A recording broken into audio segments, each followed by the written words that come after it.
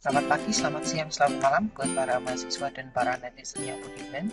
Di sini kita sudah masuk pada pertemuan yang ke-11. Materi yang akan kita bahas adalah array. Pada mata kuliah dasar pemrograman ini, capaian pembelajarannya adalah menjelaskan, menggunakan, membuat, dan mempraktikkan larik atau array ya, lebih populer disebut dengan array. Satu dimensi ya untuk melakukan pemrograman prosedural. Nah, saya jelaskan dulu sedikit tentang array ya. Sebetulnya nanti ada juga materi tutorial yang lebih menjelaskan tentang praktikum ya. Nanti Anda bisa lihat pada video yang ada di sini ya. Saya sudah share video ini di Kulino ya. Jadi di Kulino kalau Anda lihat ini sudah saya share video di link yang ada di sini. Nanti silahkan kalian bisa cek untuk videonya. Jadi ini untuk link video yang array untuk yang lebih ke praktikum ya, penjelasan praktikum. Nah, walaupun mungkin penjelasannya yang di sini lebih banyak ke bahasa C, tapi bahasa C itu sangat mirip dengan bahasa C++. Nah, saya kembali lagi ke slide ya. Saya kembali lagi ke slide. Jadi array ya, saya jelaskan dulu apa itu array. Jadi array ya, sebelum kita mengenal array, kita harus tahu dulu apa itu tipe skalar. Ya, jadi tipe skalar itu membuat setiap variabel hanya memiliki satu nilai. Ya, kalau ada gambarannya, kalau Anda lihat seperti ini ya. Jadi yang dimaksud dengan contoh program objek tipe skalar adalah di sini ada kamus ya. Kamus berarti kan di sini ada variabel. Ya, ini float. Kalau ini float berarti float MHS, nilai MHS 1, nilai MHS 2. Nah, ini dibentuk dalam satu variabel kotak. Ya, ini nilai MHS 1. Ini satu kotak. Ya, ini yang disebut dengan variabel. Jadi, tipe skalar itu membuat setiap variabel hanya punya satu nilai. Ini hanya bisa dimasuki satu nilai saja. Ya. Kelemahannya dari program di atas nih, bayangin. Ini kalau ada 5 mahasiswa, kita harus membuat 5 variabel. Bayangkan ya, kita di Udinus punya berapa mahasiswa? Mahasiswa TI aja sudah ribuan. Apakah kita akan membuat variabel ribuan? Ya, mungkin kalau dalam satu kelas mungkin boleh dikatakan 40 ya. 40 dalam satu kelompok kelas. Tapi apakah kita akan membuat variabel sebanyak itu? Tentunya tidak ya. Jadi tipe skalar ini punya kelemahan. Ya, punya kelemahan seperti ini. Nah, solusinya kita akan membuat array. Jadi ini gambarannya MHS 1, ini satu variabel, satu variabel, satu variabel, satu variabel, satu variabel. Nah, dengan array kita bisa menyimpan nilai MHS dalam satu variabel. Jadi array ya, jadi array itu adalah variabel yang punya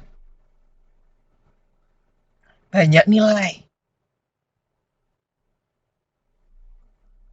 Ya, punya variabel yang bisa diisi banyak nilai. Indeksnya ya, ini elemennya di indeks. Jadi ini adalah elemen. Ya, ini adalah elemen.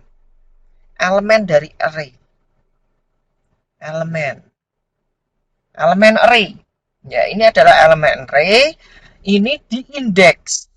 Ya, elemen array yang di indeks.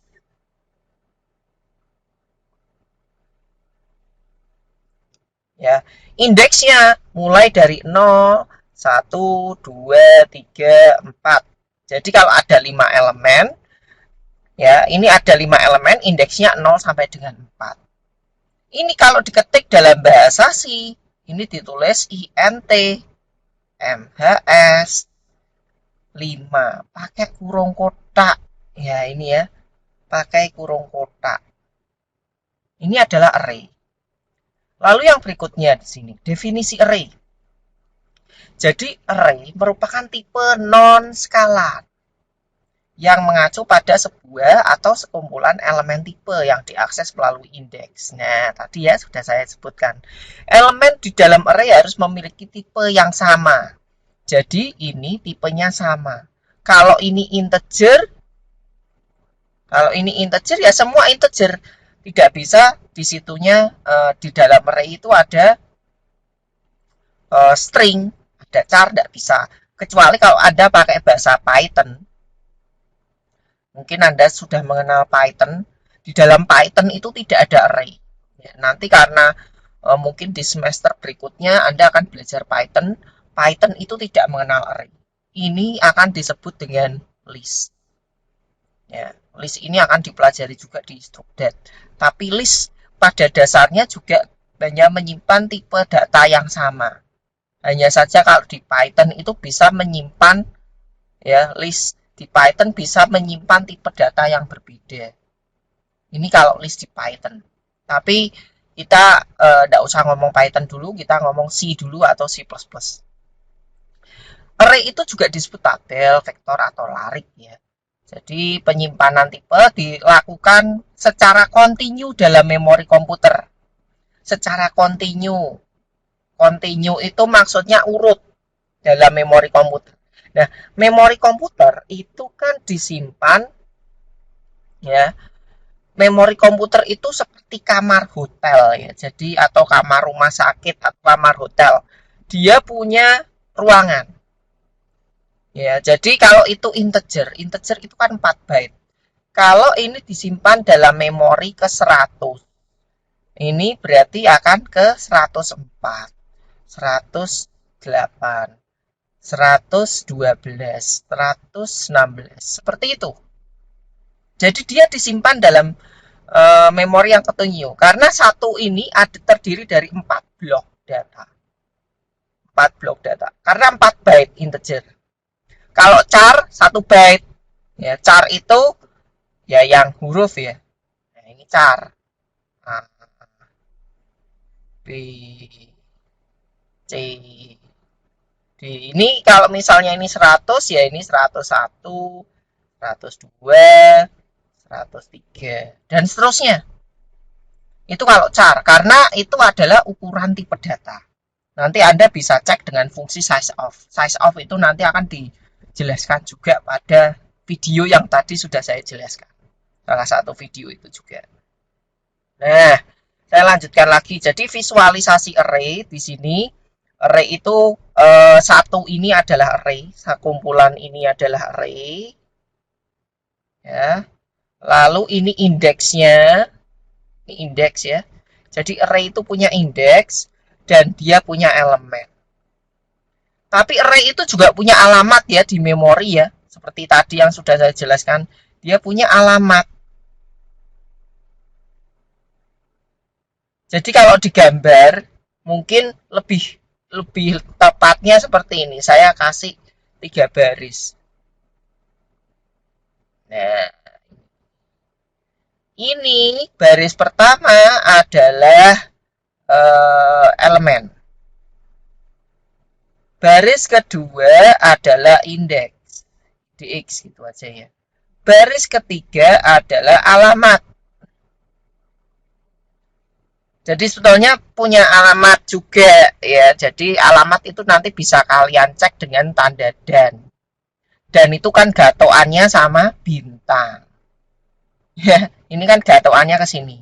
Kalau kalian masih nanti ada parameter keluaran, parameter masukan itu di fungsi, tapi itu nanti ya. Ini visualisasi dari array dulu. Nah, ini tadi gambarannya ya. Jadi elemen satu array dapat diakses melalui indeks setelah terdefinisi dan elemen diawali dari 0. Ya, indeks ke 0 nih. Jadi ini indeks ke 0. Beberapa bahasa pemrograman mungkin melalui indeks 1. Contohnya apa? Misalnya adalah Pascal. Ya, Pascal. ini mulai dari 1 ya. Tapi lebih banyak yang mulai dari 0 karena basisnya adalah bahasa C.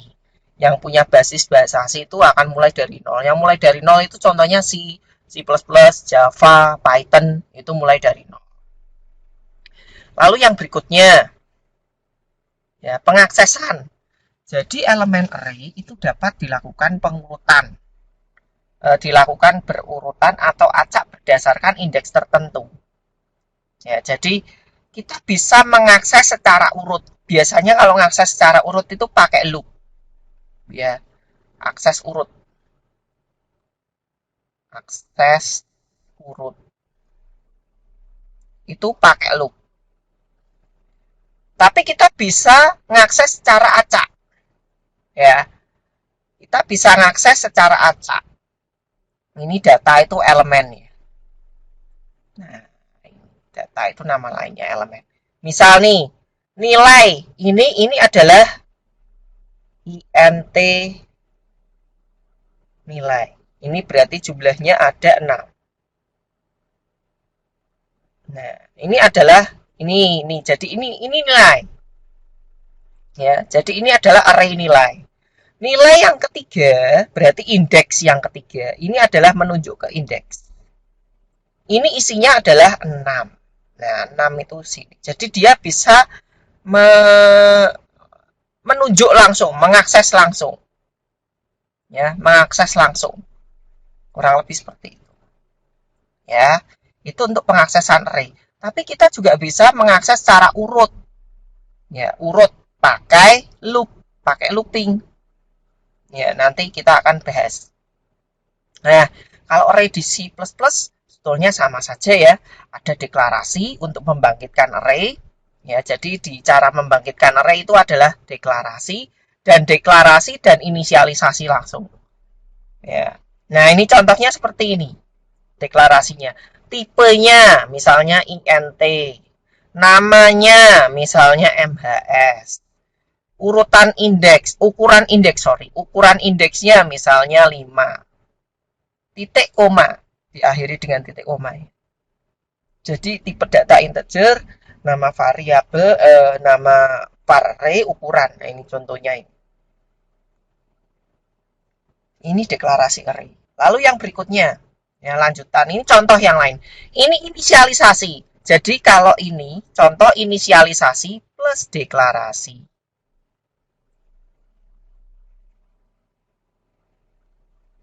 Jadi deklarasinya ada di sini, ini deklarasi, ini adalah inisialisasinya. Ini inisialisasi. Nah, langsung dikasih nilai di sini. Nah, ini harus nilainya harus konstanta. Ya, jadi panjangnya ini ya, yang 4 ini adalah nilainya harus konstanta. Indeks array harus dihitung dari 0 sampai S I-1 dan ini kurang lebih seperti ini ya. C atau C++ tidak dapat menangani out of range exception. Artinya akan memberikan nilai yang tidak jelas. Apa itu maksudnya? Anda bisa coba coding ini. Nanti silahkan Anda coba coding ini. Sebetulnya penjelasan ini juga sudah saya berikan pada video yang sudah saya tunjukkan di awal tadi. Ya, video array. Jadi di sini Anda lihat. Di sini ada B4. Ya, berarti kita punya array B sebanyak 4 elemen. Lalu kita cetak ya. Ini adalah proses cetak ya. Cetak. Jadi cetak pakai loop. Ya. Kita gunakan integer i, ini mulai dari 0 ya kan. Ini kan berarti indeks yang ke 0 sampai dengan indeks yang ke kurang dari 4 berarti 3. Ya, lalu di printf b ke i. Jadi dia akan mencetak karena ada backslash n berarti 1, 2, 3, 4. Nah, ketika kita mau cetak B ke 10, nilainya itu akan sembarangan. Ya, nilainya ini akan sembarangan. Kok bisa sembarangan? Ini akan mencetak alamat memori yang tidak jelas. Misalnya di sini. Ini kan arti alamat 100 ya. Ini 1, 2, 3, 4 ya.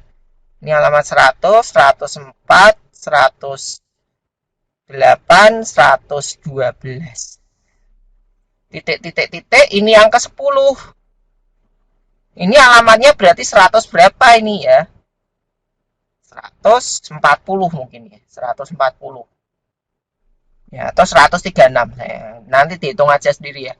Nah, isi dari 136 itu kan ada 4 byte, 4 kotak. Sorry. Saya gambar ulang ya. Ada 4 kotak.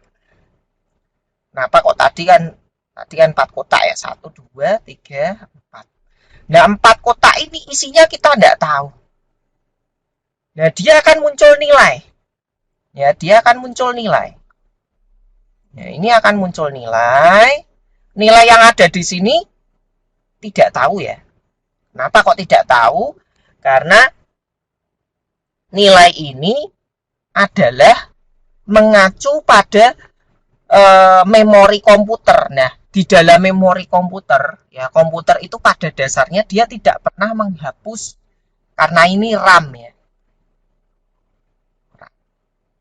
Dia tidak pernah menghapus data. Tidak pernah ada penghapusan data kecuali diminta. Karena tidak pernah ada penghapusan data, makanya dia bisa mencetak angka sembarangan. Karena memori yang ditunjuk B yang ke-10, dia kan mengakses secara urut ya. Walaupun ini tidak dideklarasikan, dia akan menghitung secara urut. Nah, terus RAM ini isinya yang alamat sekian ini isinya apa? Dia akan memunculkan angka tidak jelas. Nah, nanti silahkan Anda coba. Ya, jadi itu. Nah, berikutnya ya. Nah, ini tadi ini fungsi size of ya, fungsi size of juga. Nah, array assignment ya. Kalau tadi ini adalah inisialisasi, ini memberikan nilai. Nanti silakan Anda coba ya.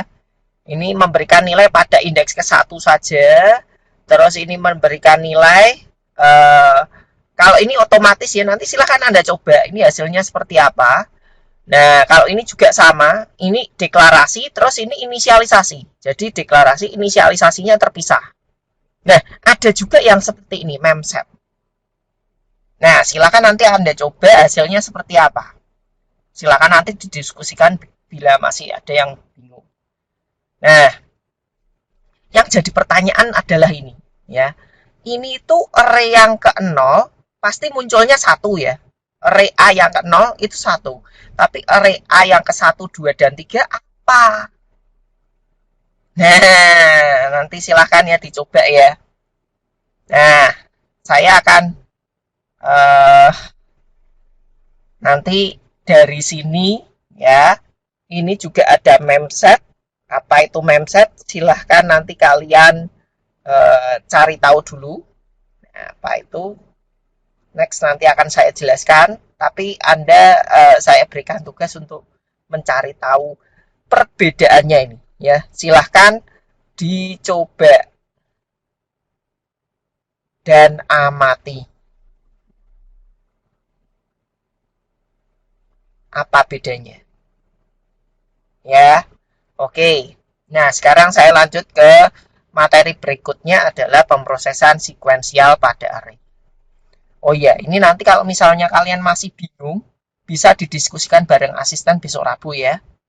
Kalau masih tidak paham lagi, minggu depan, hari Senin kita bahas apa sih ini. Ya, oke. Saya lanjut ke sekuensial pada array.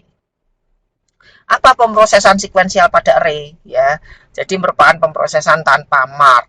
Mark itu apa? Tanda. Ya, tanda.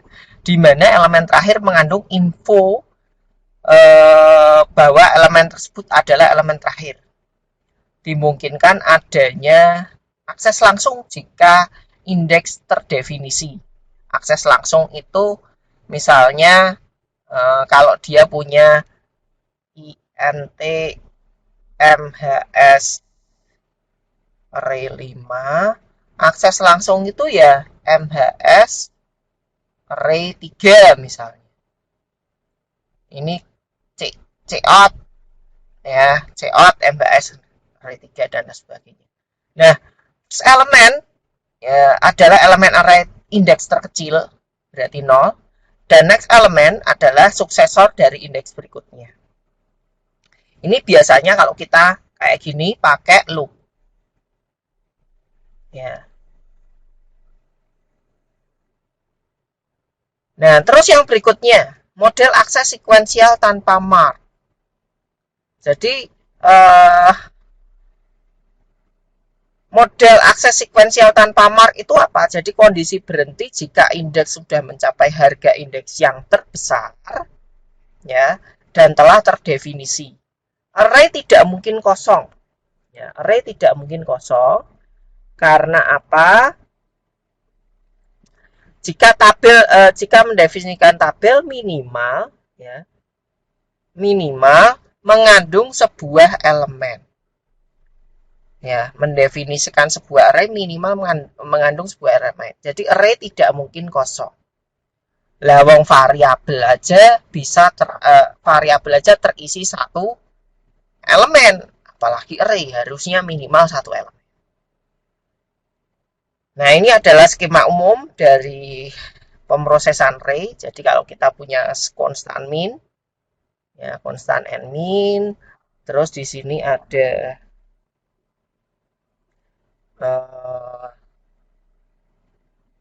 nmax-nya integer, ya kan? Terus di sini ada type L-nya, lalu di sini ada, saya langsung aja ya di sini ya pemrosesan sekuensial ya, yang lebih mudah penjelasannya.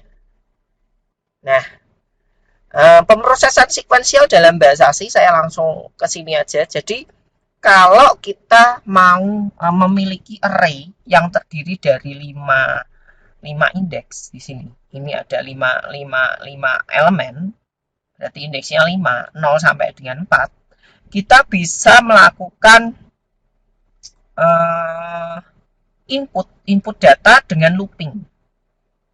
Ya, melakukan looping.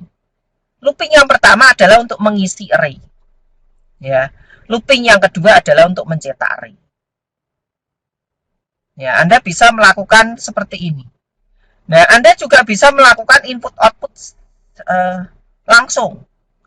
Setelah Anda check-in, Anda check-out. Ini juga boleh.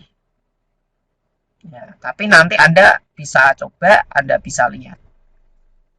Ya, hasilnya seperti apa. Ini tolong dicoba ya. Lalu yang berikutnya adalah menyiapkan panjang array dengan input user. Ya, pastikan bahwa batasan bertipe integer. Jadi di sini ya, di sini ada n. N itu adalah batasan.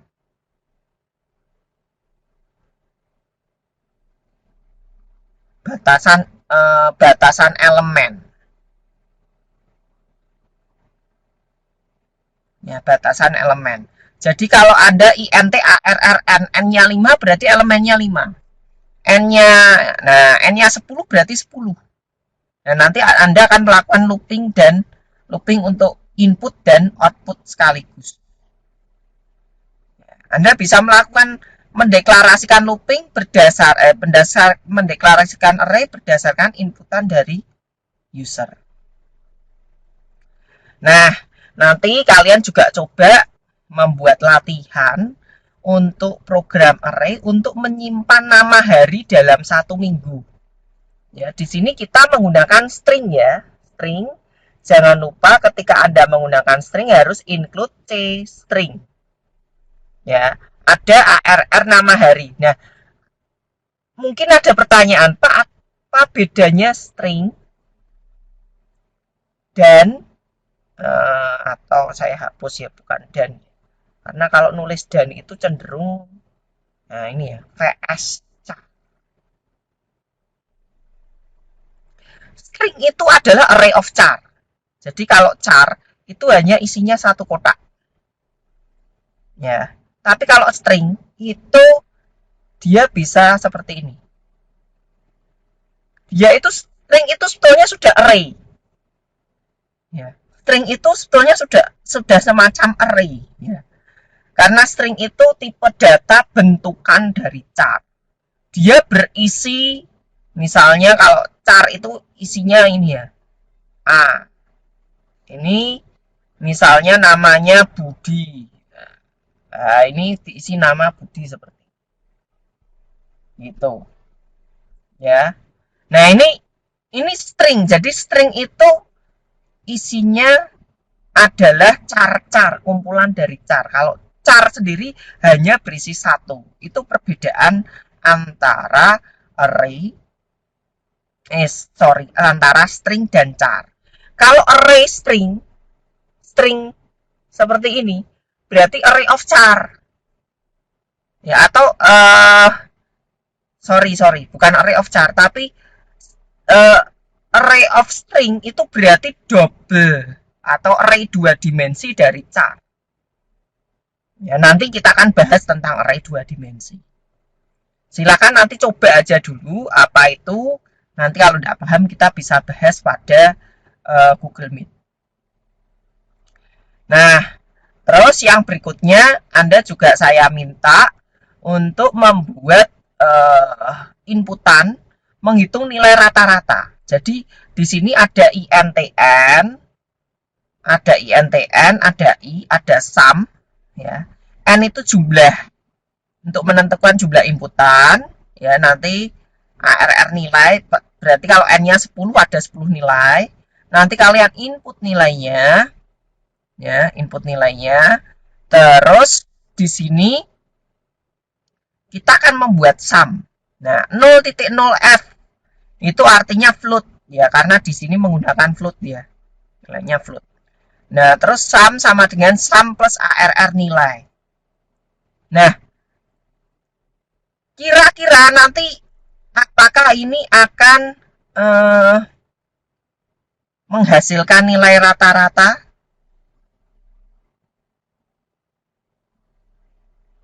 Nah, ini akan menghasilkan nilai apa? Nilai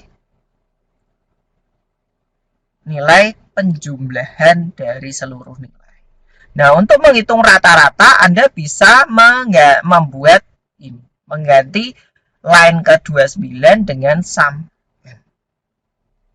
Mungkin kurang lebih seperti itu ya untuk materi array hari ini. Jangan lupa nanti Anda bisa melihat lagi video penjelasan tentang praktikum yang lebih detail pada materi yang ada di sini tadi.